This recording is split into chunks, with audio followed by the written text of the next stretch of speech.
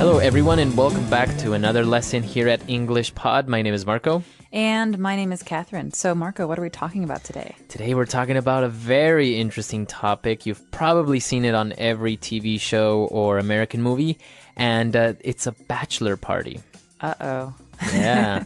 I've heard bad things. Bad things about a bachelor party. Well, they can be fun, but at times they can be a little bit too excessive, too much. But before we get started on the dialogue, why don't we take a look at vocabulary preview? Vocabulary preview. Well, the first word we've got here is the topic of today. This is the bachelor party. So what is a bachelor exactly? Right. Well, a bachelor is a person who is not married. A single person. A single guy specifically, right? All right. So it's a man. Man. Before he's married. Right. So for women, you would say a bachelorette. Okay, bachelor is a guy and a bachelorette is a girl. And so we don't really say bachelorette except when we're talking about this party. Right. So a bachelor party is a party that a guy has the day before he's married, or maybe 2 or 3 days before he actually gets married. So it's a night where all his friends get together, they go out, they have some drinks, they have some fun, and just like the last extreme fun he will have before he gets married. All right, and so it's all his guy friends. All his guy friends. Only guys, no girls. And the bachelorette party is only girls, and it's when a girl's friends take her out before she gets married to celebrate her last night or two of being unmarried. Right, exactly. So not only guys' parties can get a little bit crazy, but girls' bachelorette parties can also get kind of crazy, right? That's true. So before we start talking about what exactly goes on at some of these parties, let's take a listen to today's dialogue and hear what happens to our main characters.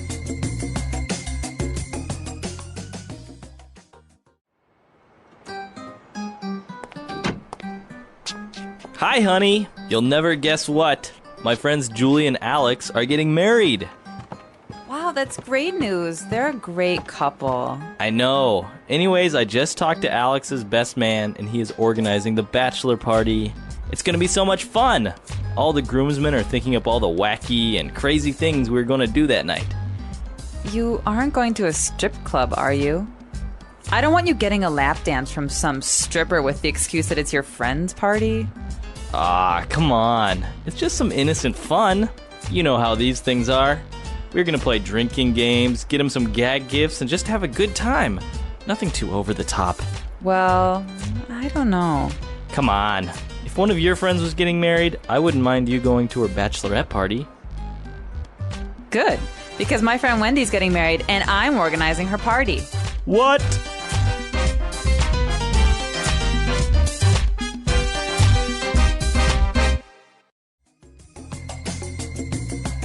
All right, great. So apparently both of them have parties to go to, but I don't think the guy was too happy about it. I don't think so either. And that's the funny thing. I think a lot of girls are like, oh, well, my husband-to-be, he wants to have a party. It's okay. But the minute the girl wants to have the party, the guy is like, no way. That's true. I guess... we can talk a little bit more about this towards the end. Before we start on this really interesting topic, why don't we take a look at some of the language on Language Takeaway? Language takeaway. Well, Marco, the first few words are actually more wedding terms than bachelor party terms. The first one is best man. Right, the best man. So the best man is... Who is he exactly? He's usually the groom's best friend. So the groom is the man getting married, and his best friend has the position of best man. So he has some special things to do at the wedding. He has to make a speech, for example, and he has to stand next to his friend when the friend gets married. Right. And it's just a very special position of honor that the best friend has in his friend's wedding. Okay, and among those responsibilities, the best man is usually the one that has to organize the bachelor party, right? Exactly. Okay, so best man. And, well, the rest of the groom's friends are also present at the wedding, and they are called the groomsmen. All right, so groomsmen. And so usually these are maybe 3 to 5 guys, 3 to 5 men, who are friends of the groom or brother of the bride. It depends on the wedding. And they stand with the man when he gets married. And so they kind of have a lot of responsibilities as well. Okay, and the groomsmen usually are also present at the bachelor party. Exactly. All right. Now, moving on to a bit more colorful language, we have a place here, a strip club. Okay, so sometimes you see these in movies oftentimes, or for example, the TV show The Sopranos. This is often a place where Tony Soprano goes. A strip club is a club. It's like a bar that's open most of the day and night, where there are women who take their clothes off for money. All right, so you have the verb to strip, right? A strip club. So the verb to strip means to take off or leave without something. Right, so you can strip off your clothes. So it's usually used with clothes, right? To take off clothes, to strip. So you have a strip club, and in the strip club, you have as you mentioned, the girls that are dancing and taking off their clothes. They are called strippers. Okay, so stripper is a person who takes off their clothes as their job. And you can have male strippers or female strippers. True. So usually just saying stripper is a woman, and a male stripper is actually a guy. Okay, so you have this club that's very common in many countries, and, well, the strippers are dancing, and now they also talked about getting a lap dance. Okay, now this is getting a little bit a little dirty. Lap is it's not really a part of your body, but when you sit down in a chair, your lap is the tops of your legs, so you can you can hold something in your lap, like your backpack. Or maybe, for example, if you have a child that's 3 or 4 years old, you would sit him on your lap, right, on your legs while you're sitting down, maybe in the subway. Right, or a laptop computer is the kind of computer you can hold on your lap. So a lap dance is when one of the female strippers comes and kind of dances on your lap. Exactly, and so it's a sexy dance. You pay for it extra, and it's something that is very popular with young men and people who, these grooms and groomsmen before the groom gets married. Right. All right. And moving on, we have the last word for today, gag gifts. All right, gag gifts are joke gifts. They're meant to be funny. They're not meant to be serious. Right. And they're very popular at these kinds of bachelor parties and bachelorette parties. One kind of gag gift that's just very silly is like a whoopee cushion. Right. It's like a balloon you put on someone's seat, and when they sit down, it makes a farting sound. Right. So those are gag gifts. Anything that's kind of to joke around. It's not really useful. It's not like giving somebody a T-shirt, right? Right, or a gift card is a nice gift. It's not. It's not a gag gift. Right. So there are a lot of different types of gag gifts, and actually some of them are pretty good and funny, like like spicy chewing gum or the electric shocker. Oh yeah. When you shake somebody's hand. That's really funny. All right, so we've taken a look at a lot of words on Language Takeaway. So let's listen to this dialogue again, and we'll be right back with Fluency Builder.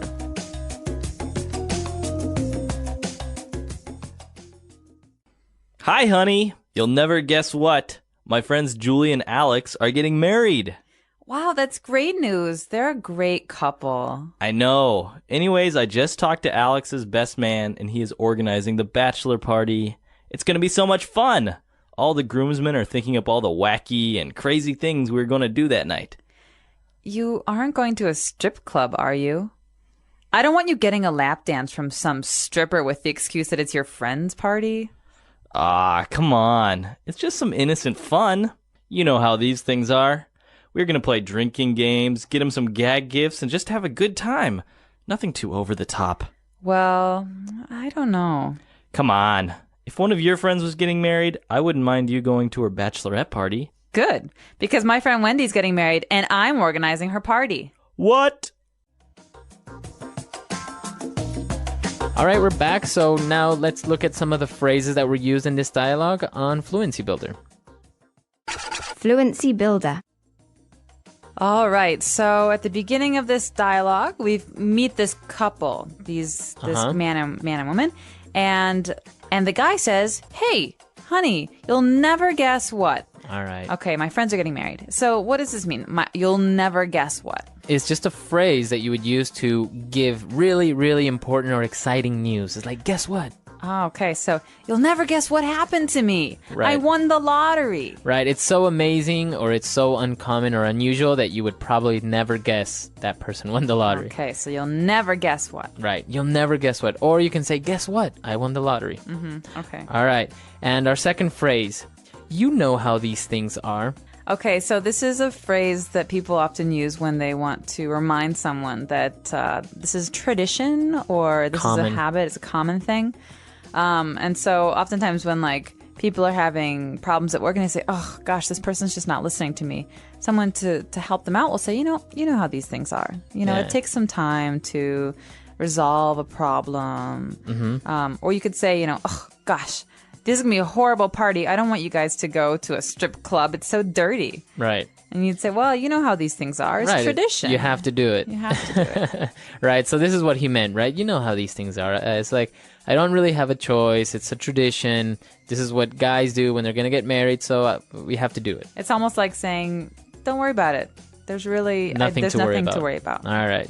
And our last phrase is something that we never want to happen, something to be over the top. Well, it's not necessarily a bad thing, okay? So Right. we could say that it was a really ridiculous party. It was really over the top. They had a clown and they had people dressed up like Star Trek characters. Something that is more than normal. It's almost silly the way that it's all just kind of crazy and... yeah, it's too much in every way. Right. So it can be something bad, like, for example, someone's behavior was over the top. It was too much. It was too intense. Or like, oh my gosh, did you see her coat? It's really over the top. It's like purple with sprinkles on it. Right. So it can be used in different ways, but it usually means it's excessive. It's too much. Exactly. All right. So some interesting phrases on this occasion as well. Let's listen to our dialogue for the last time, and we'll be back.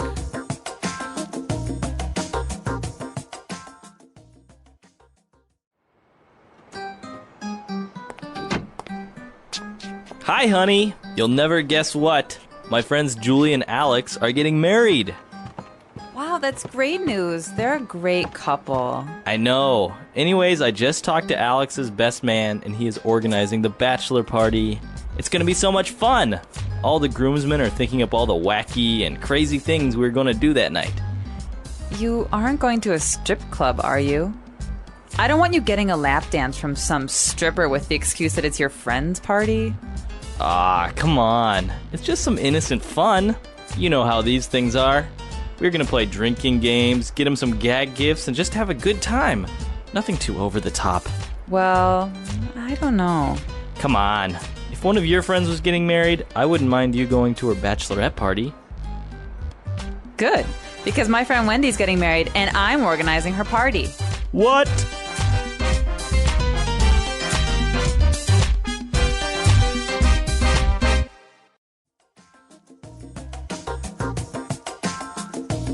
All right, we're back. So bachelor and bachelorette parties. Have you ever been to a bachelorette party?